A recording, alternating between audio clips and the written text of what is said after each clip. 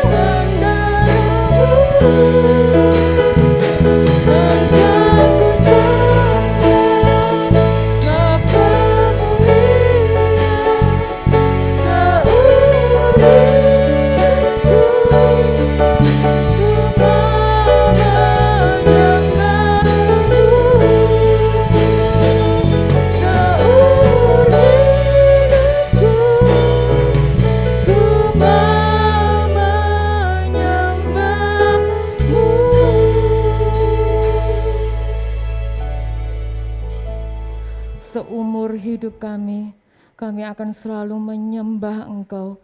Seumur hidup kami Tuhan, kami akan selalu menyerahkan hidup kami ke dalam tangan Tuhan. Terima kasih Tuhan, terima kasih untuk kesempatan pagi hari ini. Kami masih diberikan kesehatan yang baik, sehingga kami bisa kembali bersama-sama beribadah kepada Tuhan. Kami mau naikkan syukur sembah kami kepada Tuhan. Biarkanlah setiap penyembahan syukur kami naik di hadirat Tuhan, menyenangkan hati Tuhan, menjadikan sukacita bagi kami semua, sehingga kami pulang dari tempat ini merasakan sukacita dari Tuhan. Terima kasih Tuhan, urapi kami semua dengan kuasa Roh Kudus-Mu Tuhan, sehingga setiap pujian yang sebentar akan kami naikkan, naik di hadirat Tuhan dan menyenangkan hati Tuhan. Terima kasih Bapa, terima kasih kami serahkan ibadah ini Tuhan, dari awal, pertengahan hingga akhirnya, hanya di dalam nama Tuhan Yesus Kristus. Haleluya, amin. Selamat pagi Bapak Ibu Saudara sekalian dikasihi Tuhan. Shalom Alahim. Ada sukacita? Pagi hari ini kita bersukacita karena Tuhan sudah memberikan kita kesehatan yang baik. Roh Kudus Tuhan sudah tercurah atas kita semua pada pagi hari ini. Anggur baru.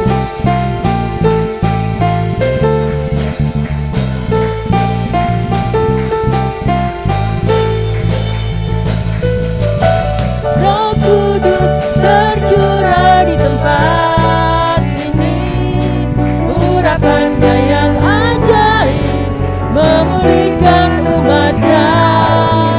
Roh Kudus tercurah bagi gerejanya, membangkitkan umat pilihannya. Hari inilah harinya Tuhan, saat pembebasan tiba. Belenggu dekat dari perkataan, mari bersorak bagi Dia. Anggur baru tercurah, penuhi umatnya dengan sukacita. Minyak baru tercurah, urapi umatnya, nyata kuasanya. Jemaat saya undang bangkit berdiri. Roh Kudus tercurah di tempat ini, urapannya yang ajaib memulihkan umatnya. Roh Kudus tercurah bagi gerejanya, membangkitkan umat pilihannya.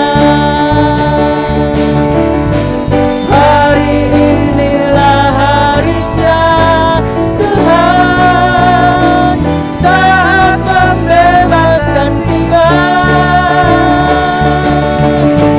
Belenggu dekat dari perkataan, mari bersorak bagi Dia. Anggur baru tercurah, penuhi umatnya dengan sukacita. Minyak baru tercurah, urapi umatnya, nyata kuasanya.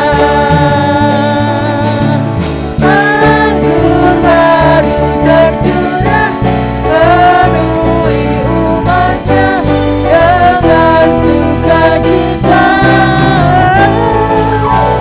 Minyak baru tercurah, urapi umatnya, nyata kuasanya. Nyata kuasanya. Nyata, sekali lagi, nyata kuasanya. Nyata kuasanya. Amin. Roh Kudus sudah tercurah bagi kita semua. Jangan pernah ragu apapun yang terjadi dalam hidup kita. Kita mau serahkan kepada Tuhan karena Tuhan sudah mencurahkan Roh Kudus bagi kita semua. Tetap bangkit berdiri, kita mau siapkan hati kita, pikiran kita untuk mendengarkan firman Tuhan. Tuhan selalu menolong kita.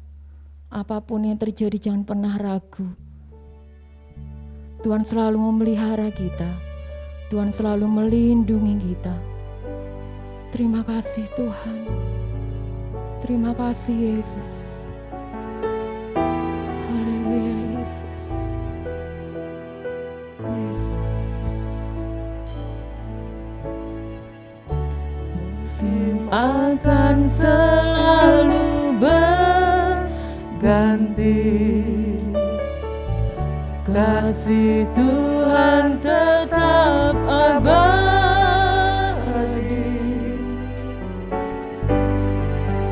tak akan berubah sampai selamanya. Ku tetap percaya, ku yakin Tuhan memberkati. Yakin Tuhan melindungi, amin. Burung di udara Tuhan pelihara, karena kasih-Nya Tuhan selalu menolong kita. Tuhan selalu. Terima kasih Tuhan. Terima kasih Tuhan sudah menolong kami. Haleluya Yesus.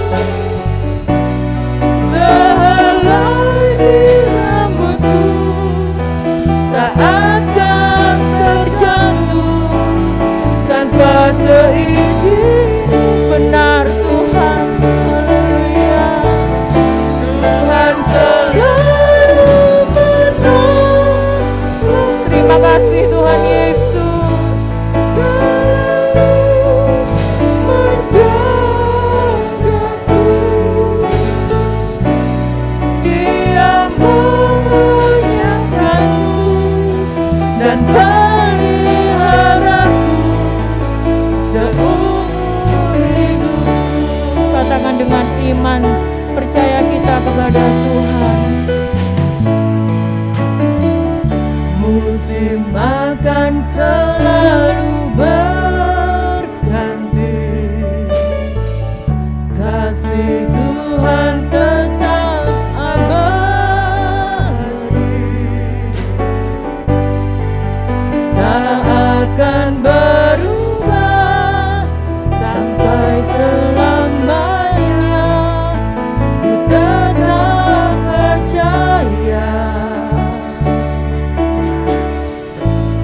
yakin Tuhan memberkati. Amin. Kami yakin Tuhan pasti memberkati kami.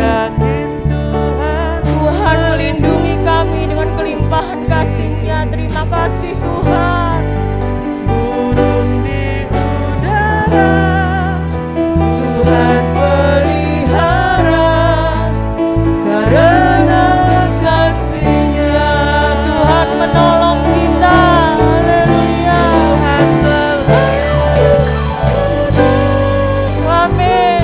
Terima kasih Tuhan. Kau selalu menjaga kami Tuhan. Haleluya.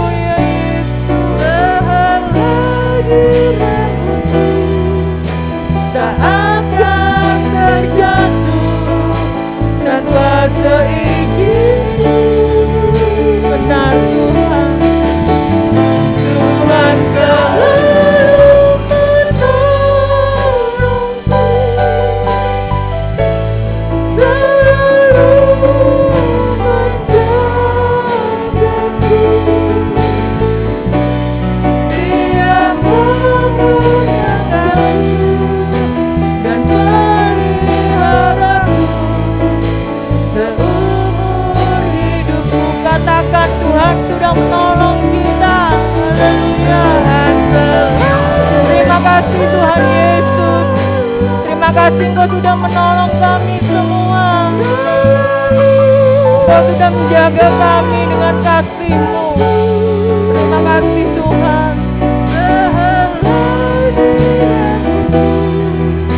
Tak akan terjatuh tanpa seizin. Tuhan selalu menolongku. Terima kasih Yesus. Terima kasih. Dia menyayangkanku dan peliharaku seumur hidupku. Tuhan selalu menolongku,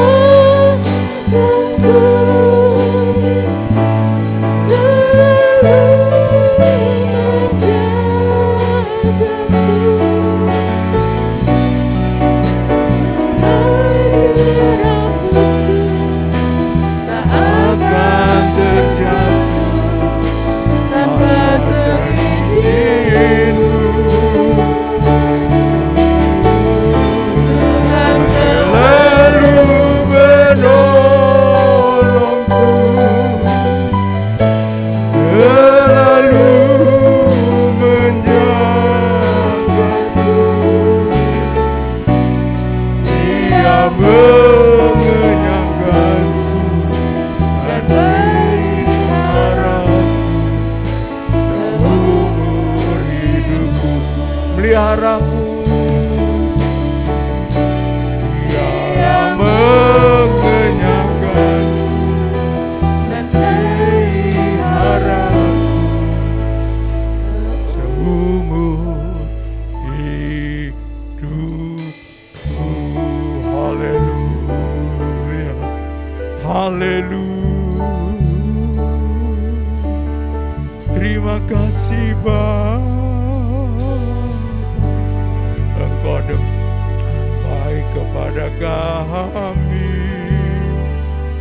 Terima kasih Bapa, terima kasih. Engkau demikian baik kepada kami semuanya. Engkau memelihara kami, tak pernah meninggalkan kami barang sedetik pun. Terima kasih atas segalanya Bapa. Bapa, pujian kami biarlah naik ke hadirat Engkau, menjadi satu dupa yang harum di hadapan Tuhan, sehingga hidup kami berkenan di hadapan Engkau Bapa. Ampuni segala kekurangan kami, ampuni segala apa yang tidak berkenan di hadapan Tuhan, sehingga hidup kami berkenan di hadapan Engkau Bapa. Terima kasih Tuhan. Sebentar kami akan dilengkapi kebenaran firman-Mu. Firman yang membentuk hidup kami, yang memulihkan hidup kami, sehingga hidup kami berkenan di hadapan Tuhan. Berfirmanlah Bapa lewat lidah hamba-Mu, sehingga firman-Mu menjadi berkat bagi kami bersama, menjadikan satu kekuatan bagi hidup kami, iman kami semakin kokoh di hadapan Tuhan. Terima kasih Bapa, terima kasih. Kami serahkan hamba-Mu yang akan menyampaikan kebenaran firman-Mu. Kiranya Tuhan berbicara lewat lidah hamba-Mu, sehingga firman-Mu tertabur sedemikian rupa, dan akhirnya tumbuh berbuah di dalam kehidupan kami bersama. Terima kasih Bapa, terima kasih.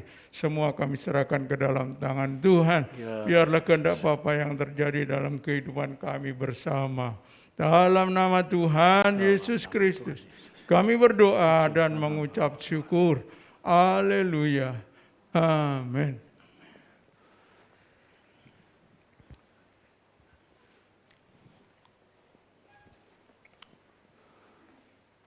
Selamat pagi saudara sekalian. Selamat berbakti dalam nama Tuhan Yesus.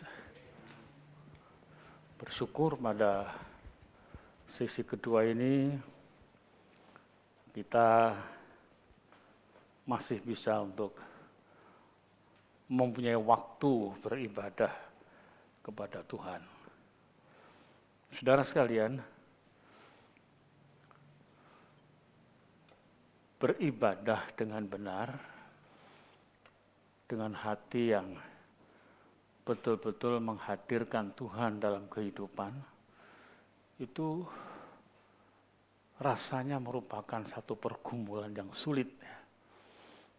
Tetapi itu adalah satu keputusan dari Tuhan.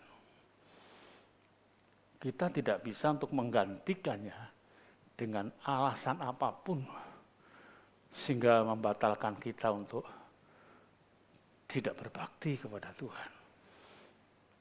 Karena itu perlu kita tahu di mana kita harus memulainya supaya kita bisa tekun setia.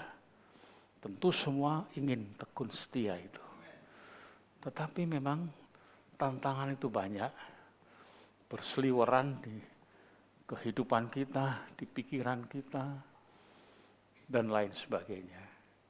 Karena itu perlu kita selalu memperbarui keyakinan, penghormatan kita kepada pengorbanan Tuhan. Hanya melalui itulah, saudara, kita bisa kemudian punya dorongan yang sedemikian rupa, apapun juga, sehingga tidak ada halangan untuk bisa beribadah, berbakti kepada Tuhan.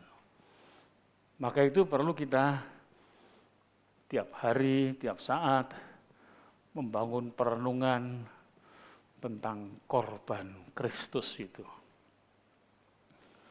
Sebab ibadah yang dituntut itu bukan sekedar liturgi, tetapi adalah penyerahan diri sepenuhnya, sehingga mewujudkan apa yang dinyatakan Tuhan, Bapa dalam aku dalam Bapa, dan engkau di dalam aku, sehingga kita bisa membangun harmonisasi dalam ibadah di hadapan Tuhan. Tidak ada satupun rasa keterpaksaan itu. Inilah yang harus kita perjuangkan. Maka itu perlu kita selalu menghayati itu. Jangan pakai logika iman. Logika iman itu akan membangun satu alasan masuk ke dalamnya. Sebab iman itu terbentuk dari logika. Ya. Maksud saya tadi adalah kalau kita ingin berbakti kepada Tuhan, kita bukan berlogika, tapi yang harus berlogika itu iman. Iman menghasilkan satu karakter baru, menghasilkan satu hikmat yang baru, yang itu kemudian membangun satu keberadaan untuk iman itu punya logika yang sesuai dengan firman. Jadi bukan iman yang dihasilkan karena logika kita. Kalau logika kita itu yang menghasilkan iman kita, itu akan terhambat dengan berbagai-bagai sesuatu hal yang menuntut logika rasional di dalam kehidupan kita. Misalnya, kalau kita mau berbakti, beribadah kepada Tuhan, ini sudah ada 3 sesi kan, pagi, agak siang ini ya, terus kemudian sore. Saudara sudah dianugerahi Tuhan loh. Jadi ibadah kita ini, ibadah yang dianugerahi dengan wadah yang dipersiapkan. Oleh karena peristiwa COVID ini ada satu hikmat yang luar biasa. Kalau dulu cuma 2 kali, pagi dan sore, tapi sekarang malah 3 kali. Jadi pagi sekali jam 5, kemudian sore jam 5 juga ya. Sekarang tidak. Pagi jam 6, yang kedua jam 9, yang ketiga jam 5.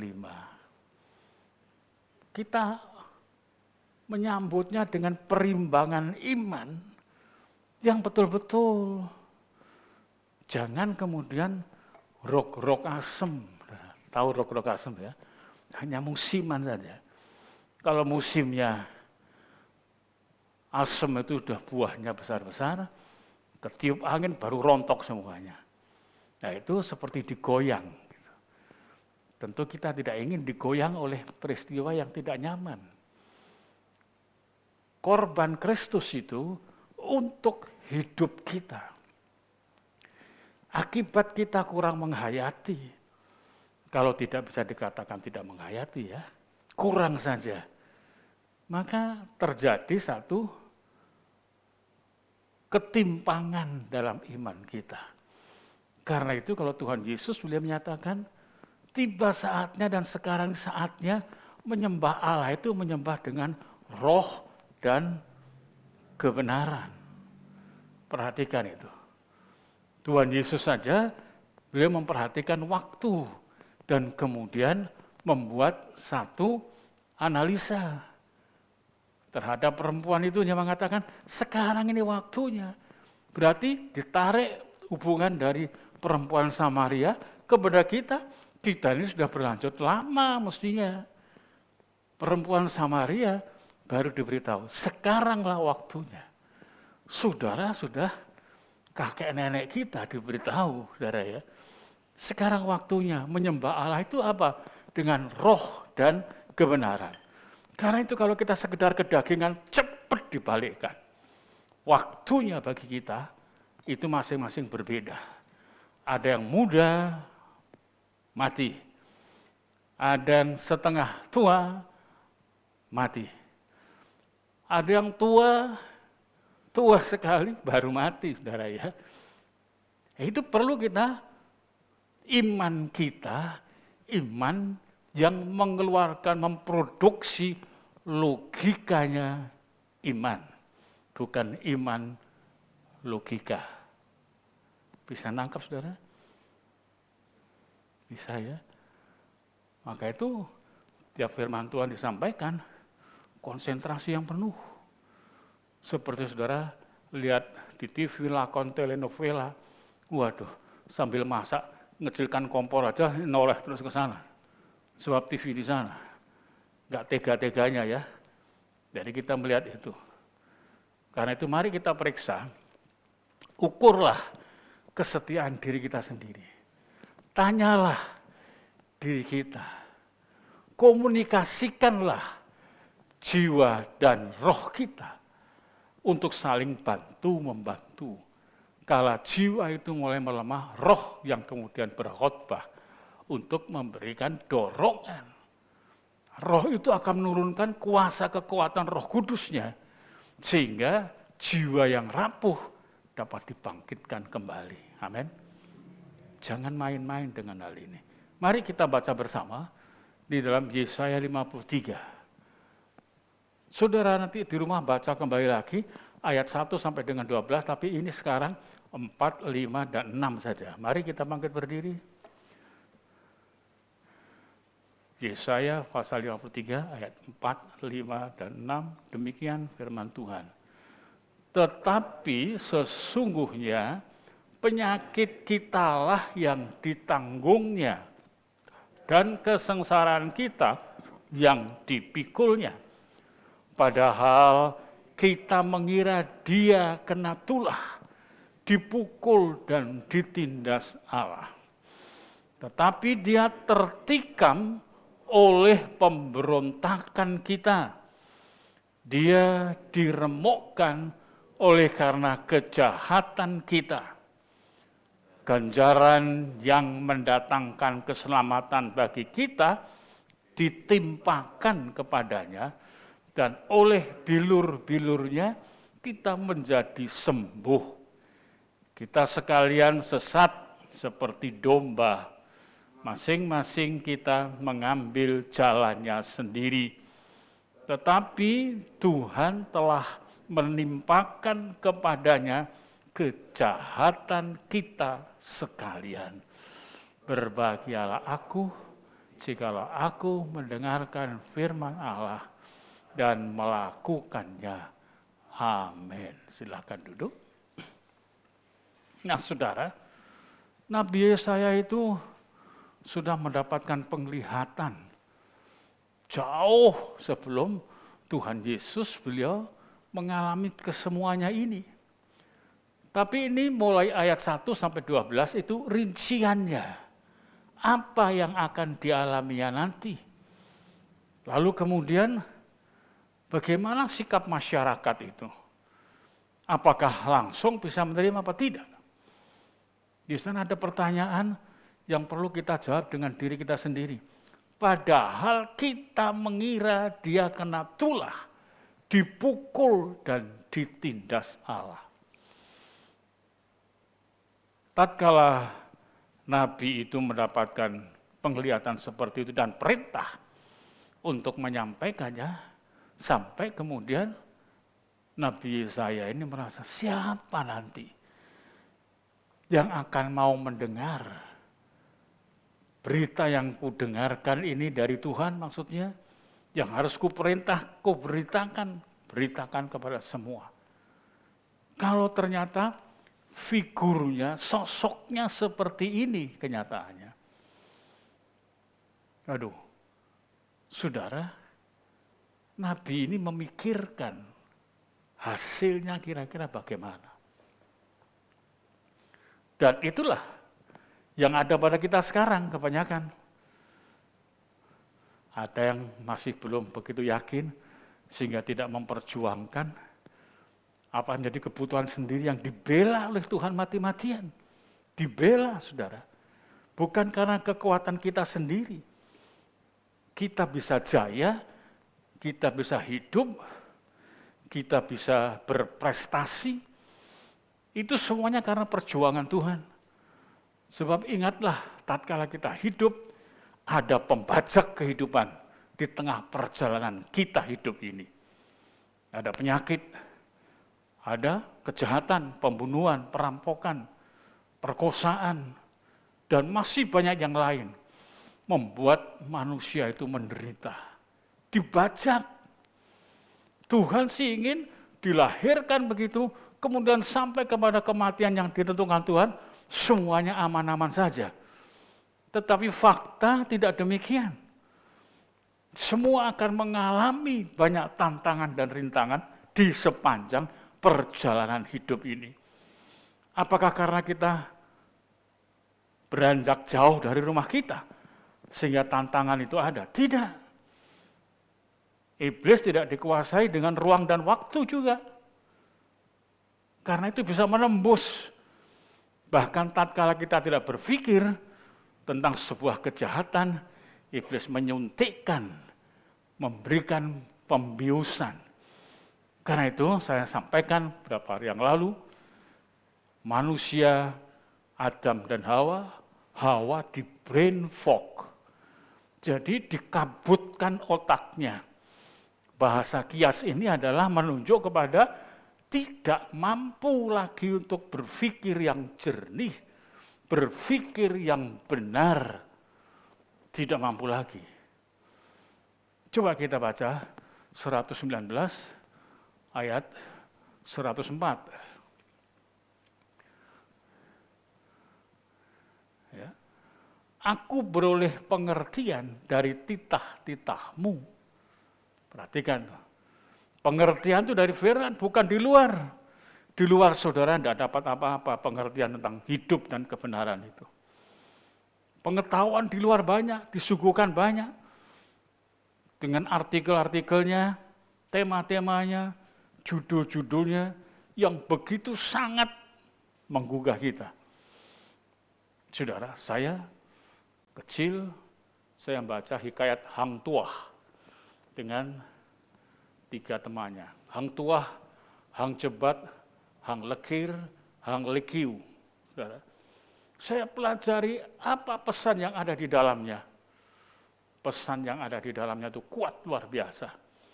Yaitu persahabatan itu harus diperjuangkan dengan sebuah pengorbanan.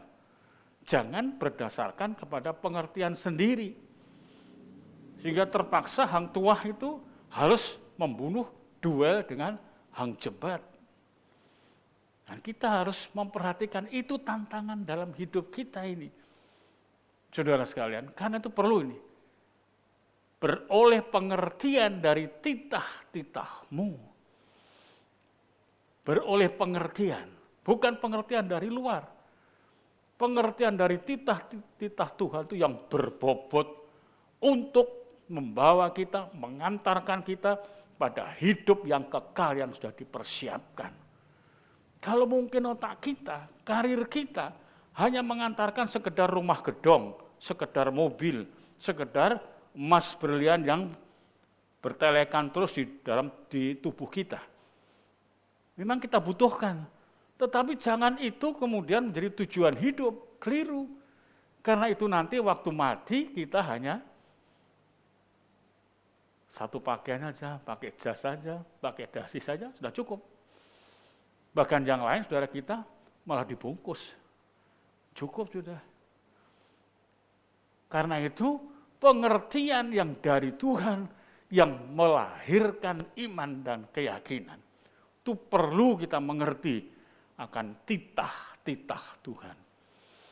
Saudara, karena itu tidak boleh mengidolakan gembala, mengidolakan pendeta. Tidak bisa. Pendeta bisa diterima di tengah-tengah jemaat karena mewartakan kabar yang benar. Kalau tidak benar, terusir dari jemaat. Maleakhi pasal 2. Kita baca coba ayat yang ke-7. Sebab bibir seorang imam memelihara pengetahuan dan orang mencari pengajaran dari mulutnya. Sebab dialah utusan Tuhan semesta, ambasador Allah, utusan Allah. Itu mulutnya harus penuh dengan firman, bukan pengajaran teori manusia. Ada yang kemudian membaca Alkitab, dalam teologianya dia sebagai teoris yang hanya berteori saja. Karena itu Tuhan Yesus beliau mengatakan, waktu itu sebab lingkup semua masyarakat pada waktu Yesus hidup itu dikuasai oleh ahli Taurat dan orang Farisi. Yang dalam menyampaikan sebuah kebenaran, disampaikan beritanya bagus, tapi kelakuannya sama sekali. Maka itu istilahnya Tuhan Yesus menapis nyamuk, menelan unta. Ngeri saudara ya. Padahal ini yang diharuskan. Maka tuh Tuhan Yesus pada waktu itu terimalah pengajarannya karena Taurat, tetapi jauhkan kelakuannya. Namun itu tidak bisa diterapkan pada dunia sekarang. Kita dalam membaca Alkitab tuh lihat situasinya, budayanya, kondisi sosialnya pada waktu itu bagaimana. Itu harus diperhatikan. Jangan kemudian, ya sudahlah, kita terima saja. Sebab pada waktu itu, semua dikuasai. Tidak bisa orang mau beribadah di sinagoga, tidak ada yang tidak dikuasai oleh orang Farisi dan ahli Taurat. Karena Tuhan Yesus dalam bahasa Jawa, ngedem-demi. Ya. Wis toh, tompo nae ajarane, soal iku Taurat. Nanging kelakuannya aja mbok gowo. Itu kalau di zaman sekarang mau diterapkan tidak bisa. Keliru. Justru itu menganggap remeh kebenaran untuk Tuhan. Karena itu perlu tahu. Bibir seorang imam memelihara pengetahuan dan orang mencari pengajaran dari mulutnya. Hati-hati. Sebab dialah utusan Tuhan semesta alam. Para pendeta mesti hati-hati, saudara. Ya. Jadi saya berhati-hati untuk menyampaikan itu. Risiko untuk dibenci, untuk tidak didengar, itu sudah merupakan konsekuensinya seorang hamba. Seorang hamba tidak mengumpulkan semuanya untuk kemudian pengharapan dan kemudian sentralnya itu hamba Tuhan. Tidak. Hamba Tuhan. Sama saya dengan saudara. Cuman saya sebagai seorang hamba yang wajib mengajarkan sesuatu yang benar dari bibir ini. Kebenaran itu adalah berasal dari Tuhan, bukan yang lain. Dari Tuhan. Nah, sebab dialah utusan Tuhan semesta alam. Sekarang dosa seperti ini banyak sekali. Pendeta pun juga membutuhkan doa. Saudara ingat, saya sampaikan dan ajarkan kalau waktu pas perjamuan berdoa bersama. Jangan lupa, gembala pun juga dicangking dalam doanya. Saudara mungkin melihat yang lain gak seperti itu kebanyakan. Seolah-olah pendeta itu duduk tersendiri di dalam sesuatu yang tidak serba salah, jadi panutan yang betul-betul jejek, padahal up and down-nya pendeta itu ada. Satu kelemahan, kadang-kadang kejengkelan sedikit. Saya jengkel kalau mau melakukan ini, tidak dilap dulu, sudah disediakan kuas dengan lap. Jengkel itu dosa apa tidak? Dosa. Kan itu perlu hamba Tuhan juga didoakan. Dan hamba Tuhan tidak berani menyimpan kejengkelan itu lama-lama. Digedik sama Tuhan tuh nantinya. Saudara ya. Nah inilah, kita melihat sesungguhnya penyakit kitalah yang ditanggungnya. Ini didengarkan saudara, diperhatikan, diakui dan disadari. Penyakit kita yang ditanggungnya, penyakit jasmani dan penyakit jiwani. Dan kesengsaraan kita yang dipikulnya. Lalu inilah kelengahan dari manusia itu. Dan betul-betul sangat mengerikan. Padahal kita mengira dia kena tulah, dipukul, dan ditindas Allah. Dianggap Yesus itu berkorban bukan untuk kita, bukan untuk manusia, bukan untuk membenahi, bukan untuk menolong kita. Tetapi dianggap itu kesalahan sendiri. Saudara ya.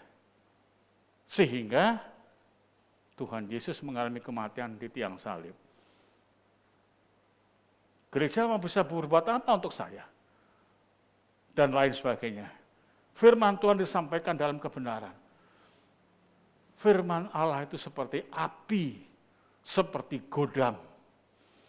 Jadi membakar dan kemudian memalu dengan palu yang besar. Bukan sekedar firman Tuhan tidak boleh hanya sekedar mengegos sedikit saja. Tidak bisa. Lugas disampaikan. Kalau tidak, hamba Tuhannya itu yang akan mendapatkan hukuman di hadapan Tuhan. Saudara, tetapi dia tertikam oleh karena pemberontakan kita. Kapan kita berontak? Saudara, oleh karena kehidupan dosa itu, mulai dari nenek moyang kita, Hawa, mempengaruhi kepada Adam, jatuh, Fatsal 3, kitab Kejadian itu, terus onak dan duri, terus karakternya bertambah-tambah, turun-temurun. Itu yang disebut filogenetik. Artinya adalah keturunan menurunkan semuanya, karakter-karakter itu. Kita itu tidak lepas karakter kita, karakter dasar kita dari para orang tua kita. Amin. Ada itunya. Pemarah, marah. Tapi dalam Tuhan marahnya diarahkan ke arah yang benar. Kalau ada sesuatu tegas, itu. Kalau ada mungkin yang tidak tegas, diluruskan oleh firman Tuhan. Dimengertikan, lurus. Enggak ada orang, ini anak ini kok beda ya kelakuannya dengan orang tuanya. Orang tuanya dulu ada apa-apa, ya Iya, ini kok tidak dianggap melawan. Bukan. Kalau dia anak Tuhan itu pekerjaan roh diluruskan di dalamnya. Sehingga tidak ikut-ikutan kepada lingkungan ataupun juga kepada persahabatan dan pertemanan. Tidak. Saya lihat di Facebooknya hamba-hamba Tuhan itu. Aduh, satu begini, semua ngikuti begini, dagel gitu. Tapi aduh susah ya.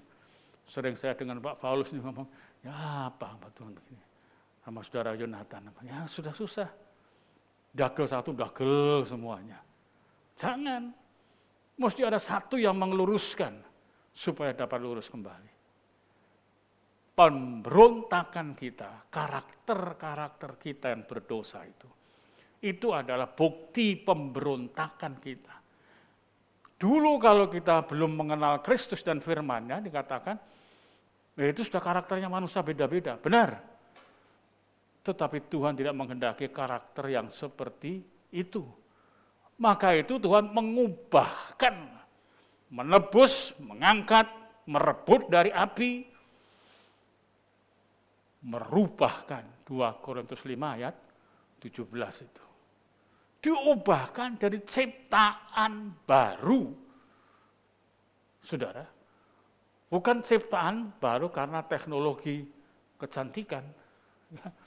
Wajah beli pemutih, wajahnya diputihkan gitu. Putih sekali. Dan begitu putih lehernya lupa tidak dikasih. Jadi lehernya tetap hitam, ya, kayak cacing kalung. Saudara. Nah, kita mesti perhatikan itu.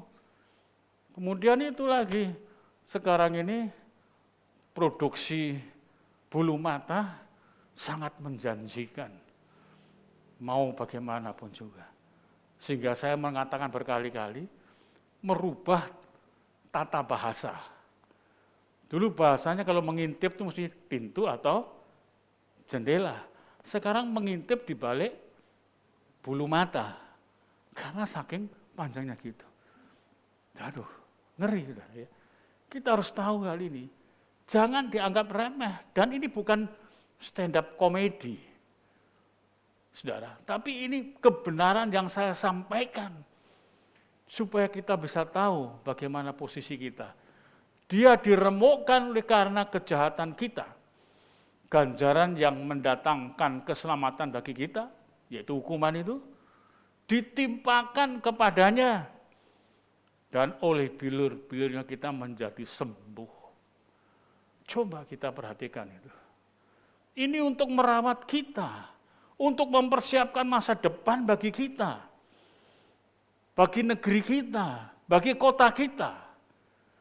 Maka itu kalau ada anak Tuhan yang karirnya itu melejit, jangan nguang-nguai tatan. Terus timbul keangkuhan, timbul kesombongan. Orang lain yang karirnya menanjak karena tidak sesuai dengan hatinya dihadang. Disingkirkan melalui berbagai upaya. Seperti pada belakangan ini kita melihat banyak praktek-praktek yang mengerikan, memalukan seperti itu. Yang membukankan Tuhan. Tidak dianggap tatanan aturan dari Tuhan itu. Aduh ngeri saudara ya. 119 ayat yang ke-105. Kita perhatikan di sana. Firman-Mu itu pelita. Tugasnya pelita itu apa? Menerangi. Untuk mengamankan. Kaki yang melangkah betul-betul tepat. Langkahnya tidak menggoyangkan kehidupannya. Langkahnya tidak menghancurkan karirnya. Dan terang bagi jalanku. Rancangan di depan semua diterangi oleh Tuhan. Dijelaskan Tuhan. Daud, memang dia seorang jenderal yang ahli strategi di bidang kemiliterannya pada zaman itu. Dengan kondisi perangkat perangnya seperti itu. Tetapi kalau dia perang menang terus menang, Tidak hantam kromo saja. Perjalanannya menuju menguasai dan memberikan tanah Kanaan semua itu menjadi miliknya bangsa yang dipercayai Tuhan, tidak langsung binasakan begitu, tidak. Daud bertanya kepada Tuhan, aku menyimpangkah atau aku langsung menyatakan perang? Kalau Tuhan bilang, menyimpang, lingkarilah itu. Kenapa demikian, saudara? Tuhan kadang-kadang menyediakan satu bangsa, satu kaum untuk menghajar umatnya yang sesat. Dihajar, didatangkan huru-hara, didatangkan kelompoknya orang Filistin yang sampai sekarang pun masih ada. Saudara. Jadi kita melihat Tuhan yang mengizinkan semuanya itu. Nyanyian tadi apa? Sehelai rambut tidak jatuh kalau tidak dikehendaki Tuhan. Saudara, karena itu jangan saudara, kalau keramas rambut dibrodol, terus tidak keramas. Jangan, demel malah itu nanti. Ya izinkan saja sudah. Saya dengan Pak Suton ini sudah mulai rontok-rontok, saudara. Apa terus berhenti, tidak disirami air dan lain sebagainya? Tidak. Kita berjalan sebagaimana yang dikehendaki Tuhan. Amin. Ini yang perlu kita sikapi, kita ketahui.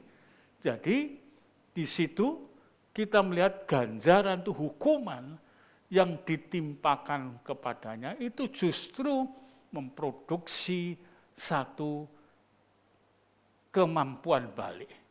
Ada mujizat kesembuhan, ada mujizat ini dan lain sebagainya. Bilur-bilurnya, bilur itu bekas lecutan, ya, lecut begitu, lalu bukan sekedar lebam, tapi dagingnya itu sekitar lecutan itu langsung naik sedikit, pedihnya luar biasa. Saya pernah jadi anak kecil yang juga kadang-kadang oleh ibu saya dicambuk dengan ini. Iya, dengan sapu, apa namanya? Lidi ya. Lidi. Itu sakitnya setengah mati. Untuk pecut kayak dipecut gitu ya, tapi cuma satu. Kalau banyak nggak terasa. Satu itu. Waduh, bilur-bilurnya dikentol ini terutama. Aduh, rasanya. Bilurnya yang ditanggung Yesus itu menyembuhkan, bukan membuat malapetaka. Betapa kita melihat sulitnya orang sekarang ini. Dan waktu itu untuk bisa menerima Yesus dengan seluruh keberadaannya, itu untuk diriku, untuk aku. Sehingga semuanya kalau sudah merasa itu, maka akan terjadi sebuah pergumulan. Pikiran itu membangun satu etika. Etika yang kemudian ada yang disebut etika di dalam kehidupan untuk saling membantu. Artinya itu adalah etika kepedulian. Peduli kepada yang lain. Itu ada etikanya. Dan itu semuanya diatur melalui tadi firman yang mengajar. Bukan etika duniawi. Kita memberi bukan karena kita sudah berkelebihan. Tapi kita memberi karena kita mengukur dia lebih perlu ketimbang kita. Kita salurkan. Memberi itu. Jadi beda. Tingkatannya lebih tinggi lagi. Karena yang kita perjuangkan bukan nama baik di dunia sebagai seorang sosialita. Orang yang suka membagi, bersosial, tapi hidupnya glamor. Ujung-ujungnya adalah meminta dia dihargai. Tapi tujuan kita memberi adalah untuk memuliakan Tuhan. Tidak ada. Penanaman goodwill kita itu diperhitungkan, tidak ada. Itu dalam rangka mengabdi kepada Tuhan. Karena itu tidak menunggu kaya dulu. Tidak menunggu berlebih-lebih dulu. Kadang-kadang kita sudah merencanakan begitu rupa, lalu kemudian terpaksa dialihkan rencana itu karena melihat yang lain di dalam kondisi lebih terpuruk ketimbang kita. Nah, siapa yang memberi karakter itu? Firman Tuhan. Itu sebuah etika baru, saudara ya. Etika yang benar itu berdasarkan atau menuntut kepada satu perilaku mental yang benar. Karena etika itu lahir dari mental. Kalau mentalnya bagus, etikanya juga bagus. Saling isi-mengisi. Firman Tuhan mengisikan itu begitu rupa merubah konsep berpikir kita. Konsep berpikir berubah, mental pun juga berubah. Perubahannya menuju plus di hadapan Tuhan. Mentalitas itu perlu, hidup bersama itu perlu untuk membangun, kemudian mengerahkan mentalitas kita. Cuma celakanya sekarang banyak mental yang hanya penggosip, mental korup, mental menjatuhkan, mental fitnah, dan lain sebagainya. Jadi apapun juga dia ditempatkan sebagai pemimpin akan mengacak-acak situasi. Maka itu dikatakan berdoalah untuk kesejahteraan kotamu. Apa yang dimaksudkan kesejahteraan kotamu itu? Supaya para pejabat-pejabatnya itu semuanya itu di dalam pimpinan Tuhan. Sehingga penataan semua itu teratur, tertib dan lain sebagainya. Sehingga kita semua bisa merasakan sejahtera. Usahakan itu. Kapan? Bagaimana usahanya? Anak-anak Tuhan. Doa dari awal sendiri. Kita mesti memperbaiki diri bersama dengan Tuhan, dirubahkan Tuhan. Dan itu tidak akan mungkin bisa kita rasakan, kita lakukan kalau tidak ada pimpinan Roh Kudus. Karena itu dalam 31 Yeremia ayat 31 sampai dengan 33, Tuhan punya rencana baru, gagasan baru. Sesungguhnya akan datang waktunya, demikianlah firman Tuhan. Aku akan mengadakan perjanjian baru dengan kaum Israel dan kaum Yehuda. Bukan seperti perjanjian yang telah kuadakan dengan nenek moyang mereka pada waktu aku memegang tangan mereka untuk membawa mereka keluar dari tanah Mesir. Perjanjianku itu telah mereka ingkari dan dinodai. Meskipun aku menjadi Tuhan yang berkualitas, berkuasa atas mereka, demikianlah firman Tuhan. Menjadi Tuhan yang berkuasa, diingkari. Jadi kita bisa melihat ini loh kerasnya manusia. Maka itu pada ayat 4, Yesaya 53 tadi, terakhir mengatakan, padahal kita mengira dia kena tulah. Kita itu semua, aku dan kamu, kita. Jadi tidak ada sasaran yang lepas, yang dikecualikan dari masyarakat. Semuanya merasakan ini. Padahal kita mengira dia kena tulah. Tidak ada hubungannya dengan aku. Dia itu sendiri, korban sendiri. Korban karena politik. Pada waktu itu politik Yesus berbenturan dengan politik orang Yahudi. Berbenturan dengan politik ini, itu, dan seterusnya. Tidak, saudara. Ini adalah sesuatu yang perlu untuk kita ketahui, kita kenal. Iman kita harus cerdas. Iman kita harus berkembang. Iman kita harus menganalisa situasi dan kondisi ini. Bukankah kita punya hikmat akal budi? Tugasnya akal budi itu menganalisa. Tugasnya akal budi itu kemudian menintingi, menimbang. Kemudian memisahkan yang mana yang baik dan mana yang jahat. Itu akal budi. Saudara, perlu kita mengetahui hal itu. Maka itu biarlah kita tahu. Jadi saudara, sulit kita untuk melihat ini jika tidak ada pimpinan Tuhan. Terus tadi itu Yeremia 31 ayat yang ke-33. Tetapi beginilah perjanjian yang kuadakan dengan kaum Israel sesudah waktu itu. Demikianlah firman Tuhan. Aku akan menaruh Tauratku di dalam batin mereka. Menaruh Taurat dalam batin, menuliskannya dalam hati mereka. Jadi dikuadratkan oleh Tuhan, sudah ditempatkan di batin, dituliskan lagi supaya jangan lupa. Ini menunjukkan betapa sangat perhatiannya Tuhan. Baik terhadap kelemahan kita manusia, Tuhan sangat memperhitungkan itu. Tidak kemudian dalam kelemahannya ditekan terus. Seperti perempuan yang zina itu. Tatkala pagi-pagi ahli Taurat dan orang Farisi menemukan itu. Kemudian dibawa ke Yesus dengan jalan untuk bisa menjatuhkan Yesus. Menurut hukum Musa, ini harus dihukum rajam, hukum mati. Bagaimana pendapatmu? Tuhan Yesus gampang aja mengatakan, siapa yang tidak punya dosa, lempar batu pertama. Lempar batu pertama.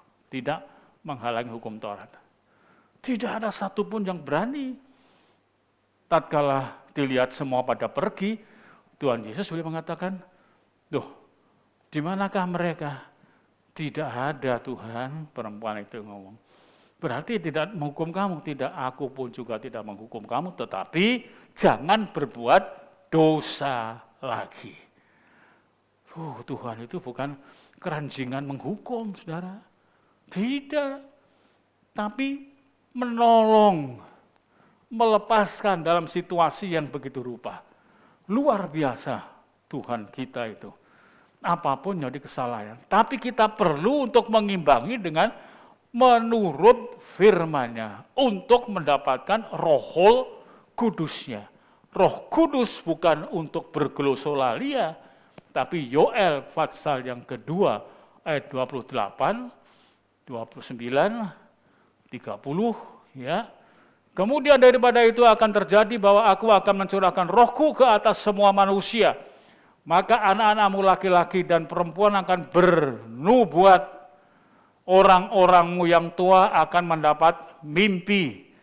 Teruna-terunamu akan mendapatkan penglihatan ya. Juga ke atas hamba-hambamu laki-laki dan perempuan akan kucurahkan rohku pada hari-hari itu. Tidak mengenal kasta ya. Aku akan mengadakan mujizat-mujizat di langit dan di bumi, darah dan api dan gumpalan asap. Kita melihat mimpi, penglihatan, nubuat. Tidak mengenal kasta. Hamba-hambamu juga akan mendapatkannya itu. Tuhan memperhitungkan semua sama berhak untuk mendapatkan anugerah itu. Jadi untuk ini gereja mesti ada pengalaman semuanya, pengalaman mimpi di dalam Tuhan, pengalaman penglihatan oleh Tuhan, pengalaman nubuat oleh Tuhan. Ini untuk menjaga. Ini sebagai tindakan langkah Tuhan. Kalau sekarang itu adalah satu sistem intelligence yang diperbarui begitu rupa. Saya baca itu satu pesawat yang luar biasa canggihnya di dunia ini. Dia kemudian sebagai pesawat intelijen. Jadi intelijen itu perlu ditopang dengan teknologi yang canggih. Begitu dia lewat di atas negara lain, sudah masuk semua. Data-data itu masuk semuanya. Secara komputerisasi. Masuk semua, dapat dipelajari semuanya. Penglihatan mimpi dan nubuat itu harus ada pada gereja untuk bisa melihat ke depannya. Bagaimana kira-kira? Ada musuh tidak? Tuhan bisa berbicara. Ya. Itu Pak Agus punya karunia mimpi. Satu kali sampaikan kepada saya, oh ya pas, cocok Pak. Jadi bisa tersambung semuanya. Penglihatan dan lain-lain. Jadi penuh Roh Kudus bukan untuk hanya sekedar berglosolalia. Keliru. Yang penting adalah di sana Roh Kudus berkarya, kemudian merubah kita. Ada yang orang sekarang selalu mengatakan power. Ya, dalam khotbahnya itu loh. Mesti itu. Maksudnya kuasa. Ada kuasa, ada kekuatan. Kuasa dan kekuatan kemudian ada dinamikanya, ada pergerakannya. Di mana? Mimpi, penglihatan, dan nubuat. Kalau ini bisa kemudian dipenuhkan semua, negeri itu bisa mendapatkan pasokan, bukan lagi dari mengandalkan kepada peramal-peramal. Saudara, tidak lagi kita bisa masuk menyampaikan itu. Saya banyak mendapatkan pengalaman seperti itu. Zamannya ISIS belum lahir, ya, belum masuk sini, saya sudah melihat. Saya bilang sama Ibu Gembala, Pak Harto mau jatuh, artinya mau lengser. Saya dapat mimpinya itu, saya beritahukan kepada Ibu Gembala. Yang lain lagi, bahkan saya melihat satu sosok pribadi pendeta yang kemudian akan seperti itu. Saya lihat ya, terbujur, mati, ayat Alkitabnya tuh semburat tidak karuan. Aduh, kalau ini semua bisa menjadi sesuatu yang dapat kita terima bersama, karena penuh dengan roh itu gunanya bukan untuk glosolalia yang sekarang antara benar dan salah itu jumbuh jadi satu. Tapi kalau sudah menyangkut kepada masalah karakternya, roh itu sendiri yang kemudian dipakai Tuhan, sudah tidak dapat disangsikan lagi. Kita butuh untuk kemudian memantau situasi kehidupan kita, budaya ke depan, situasi bagaimana sejarah ke depan, situasi bagaimana kota kita. Karena itu Tuhan memerintahkan, doakanlah kotamu itu, demi kesejahteraan kotamu itu, doakan. Ini perlu, saudara. Kan itu biarlah kita bisa sampai ke sana, dipenuhkan Roh Kudus itu, jadi tidak diajarkan, ya ayo tak ajarkan bahasa roh, bukan itu. Ya, jadi ini yang penting di dalam itu. Dan itu semuanya tugasnya adalah awal pertama dari korban Kristus. Mengampuni semua dosa, kenaikannya ke sorga, menurunkan Roh Kudusnya. Roh itu yang menghidupkan roh kita. Karena sudah diperintahkan oleh Tuhan sejak zaman wanita Samaria itu, dia bertobat. Sekarang telah tiba saatnya bahwa siapa penyembah yang benar yang dikehendaki Bapa itu menyembah dalam roh dan kebenaran. Jadi ada satu peningkatan yang luar biasa. Dialah kiranya kita harus ingat, bukan dadaan, tapi perubahan hidup ini kemudian menjadi wadahnya Roh Kudus berkarya. Bukan dalam tempo dekat dengan hari Pentakosta, kemudian berkobar-kobar ke sana. Itu kebanyakan didorong oleh motivasi daging. Tapi yang benar, tiap hari, tiap saat kita kagum kepada Tuhan. Kita beribadah kepada Tuhan. Tidak ada satupun yang menghalangi kita. Karena telah dituliskan demikian rupa. Barang siapa yang telah ditulisi di dalam jiwa dan rohnya akan firman Tuhan dan roh Tuhan itu pasti akan setia datang kepada Tuhan. Tuhan memberkati kita semuanya. Nanti kita bangkit berdiri, kita datang kepada Tuhan.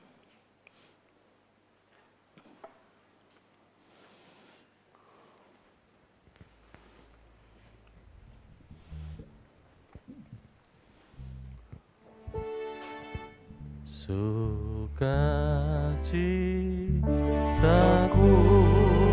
penuh bermakmur bagi, karena ku tahu ku telah ditebus oleh curah darah.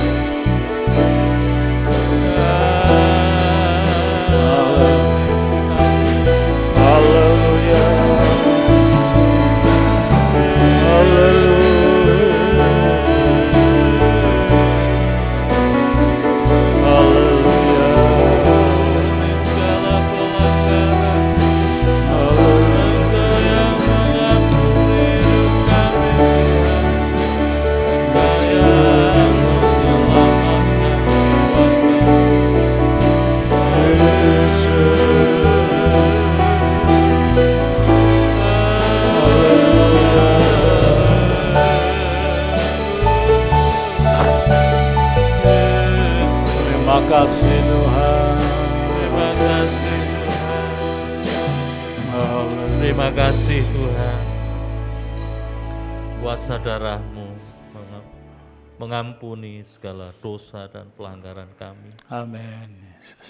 Kuasa dari Yesus menyucikan batin, hati dan pikiran kami Ya. dari segala kerak-kerak dosa dan kejahatan kami. Tuhan, ampuni hidup ini. Seringkali kami melupakan akan korban Kristus, sehingga hidup kami seringkali ada dalam sebuah kehidupan yang tidak layak dan tidak benar di hadapan Tuhan. Tuhan, ampuni hidup kami bersama, agar hidup kami senantiasa disucikan oleh kuasa darah-Mu, sehingga hidup kami adalah hidup yang kami persembahkan bagi kemuliaan dan kebesaran nama Tuhan. Amin. Terima kasih Bapa, terima kasih. Pagi ini sebentar kami akan masuk dalam perjamuan asa yang kudus, untuk kembali boleh memaknaikan korban Kristus di kayu salib. Amin. Tuhan, layakkan hidup kami bersama, mulai dari Bapak Gembala, Ya. kami para pelayan perjamuan, dan seluruh umat Tuhan yang hadir di Ya. kesempatan pagi ini. Tuhan, layakkan batin dan hidup kami bersama, agar kami tidak berkesalahan di hadapan Benar, Tuhan, Tuhan Yesus. tapi melalui perjamuan asa yang kudus pagi ini, hidup kami penuh dengan kemurahan, dan kami boleh semakin setia kepada Tuhan. Amin. Terima kasih Tuhan, terima kasih. Kami mohon pertolongan Tuhan. Kami akan masuk dalam perjamuan asa yang kudus pagi ini, hanya di dalam nama Tuhan Yesus Kristus. Amin.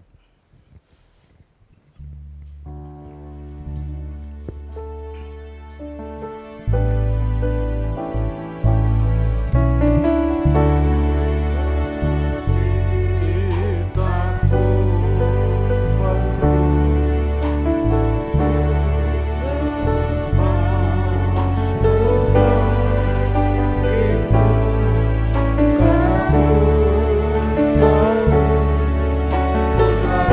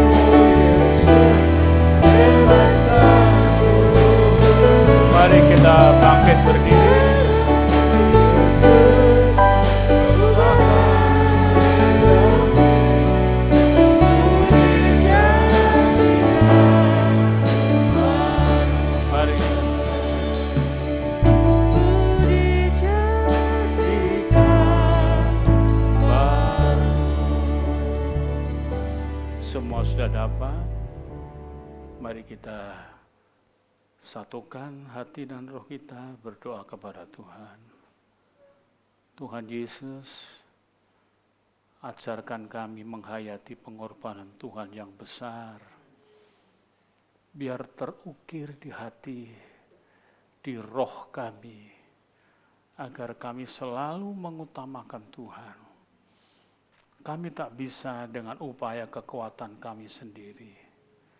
Terlalu banyak godaan di pikiran, di angan-angan, yang memecah konsentrasi kami untuk fokus kepada Tuhan di dalam hidup kami sehari-hari.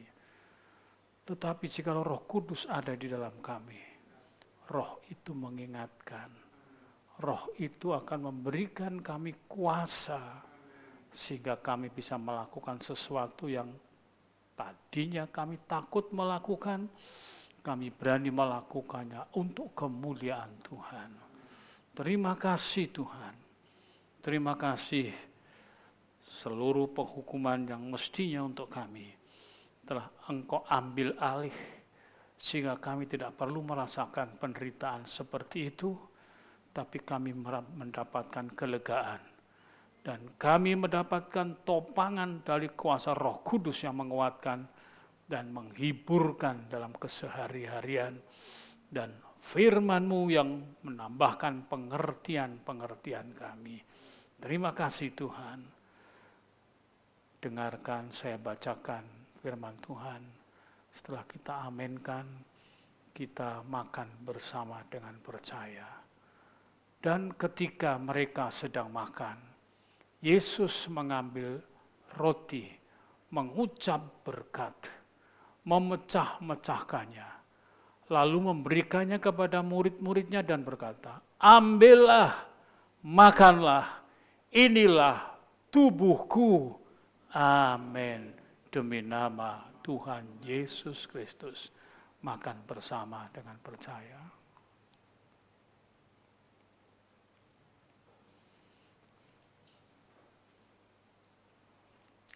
Angkat cawan di tangan kanan, tangan kiri letakkan di dada. Tuhan, detak kehidupan ini sekarang melayani gerakan pimpinan roh Tuhan dan Tuhan sendiri dalam firman-Mu. Dahulu mengikuti akan jalan dan langkah-langkah kami sendiri. Sekarang tidak Tuhan, karena kami telah mendapatkan pimpinan dan kekuatan kuasa Roh Kudus-Mu, sehingga kami bisa melakukan dan ikut bergabung di dalam pimpinan firman-Mu. Terima kasih Tuhan. Saya bacakan firman Tuhan. Setelah itu kita aminkan bersama, kita minum bersama dengan percaya. Sesudah itu, ia mengambil cawan, mengucap syukur, lalu memberikannya kepada mereka dan berkata, minumlah kamu semua dari cawan ini, sebab inilah darahku, darah perjanjian yang ditumpahkan bagi banyak orang untuk pengampunan dosa. Amin. Demi nama Tuhan Yesus Kristus. Minum bersama dengan percaya.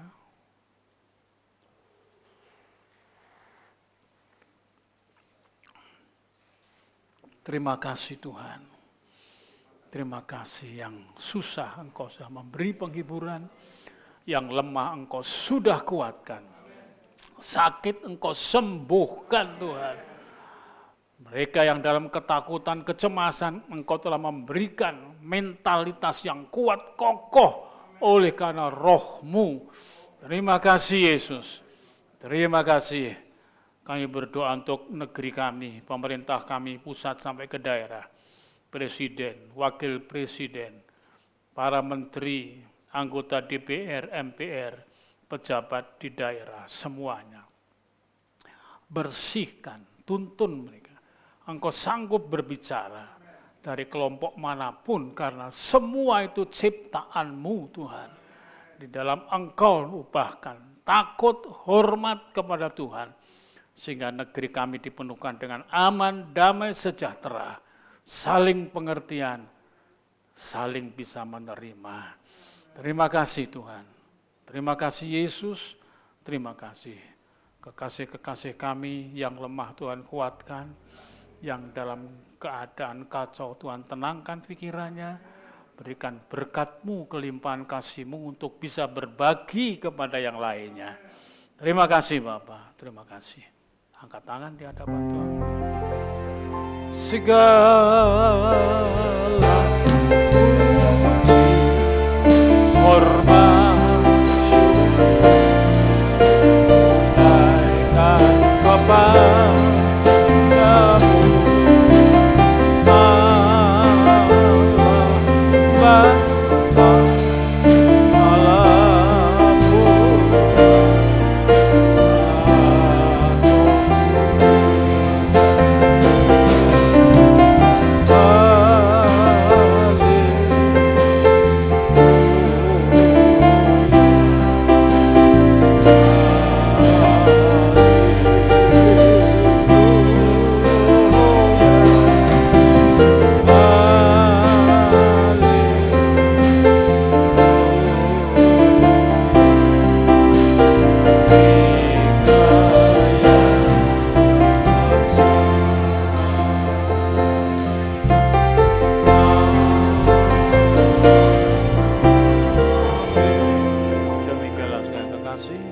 Selesainya ibadah kita pada perjamuan rasa yang kudus ini, biarlah kita semakin mengasihi Tuhan, cinta Tuhan, mengutamakan Tuhan.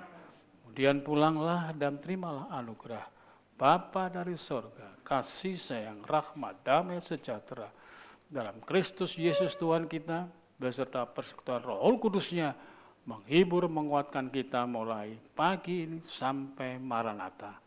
Dalam nama Tuhan Yesus Kristus. Amin.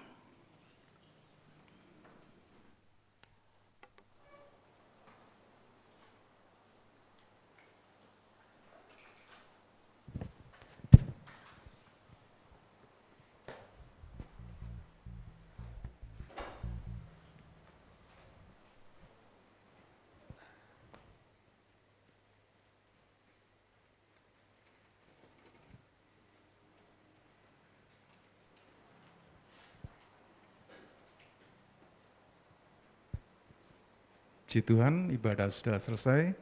Saya minta waktu sebentar. Saya akan mengumumkan ibadah minggu depan. Setiap pagi jam 4:30 ada doa pagi di tempat ini, dimulai Senin sampai Sabtu. Dan Rabu ada doa malam di tempat ini. Hari Sabtu ibadah kaum muda remaja dimulai jam 5, dan minggu seperti biasanya itu ibadah 3 kali, sesi pertama, sesi kedua, dan sesi yang ketiga. Dan dimohon dengan hormat Bapak, Ibu, dan Saudara untuk mendaftarkan diri seperti biasanya. Selamat pulang, selamat siang, dan Tuhan memberkati.